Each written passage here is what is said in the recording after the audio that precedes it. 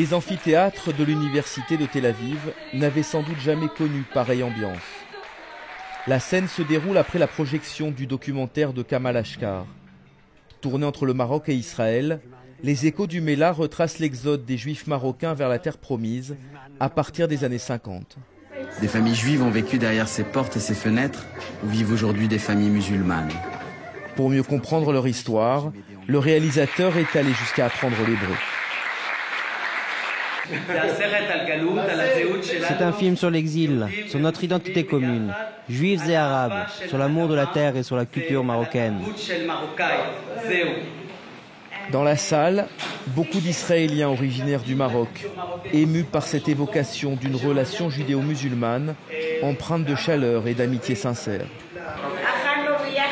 Nous mangions ensemble, nous buvions ensemble, nous discutions ensemble. On faisait tout ensemble avec les Arabes. Il n'y a jamais eu de haine entre nous.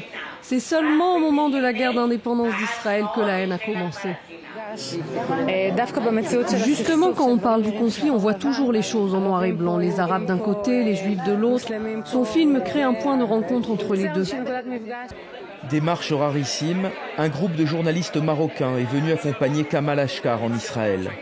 Une manière pour eux de montrer qu'à l'inverse de la plupart des pays arabes, le Maroc continue d'entretenir des relations avec le monde juif. Il y a vraiment un sentiment fort d'amitié, d'amour, de respect commun entre les juifs marocains et les marocains musulmans. Donc c'est un très très bel exemple. Le Maroc, c'est un très très bel exemple, une très très belle leçon en ce sens, surtout actuellement. Parfaitement à l'aise en Israël, un pays où, à l'instar du Maroc évoqué dans son film, les identités se mêlent, Kamal Ashkar vante la richesse des sociétés plurielles.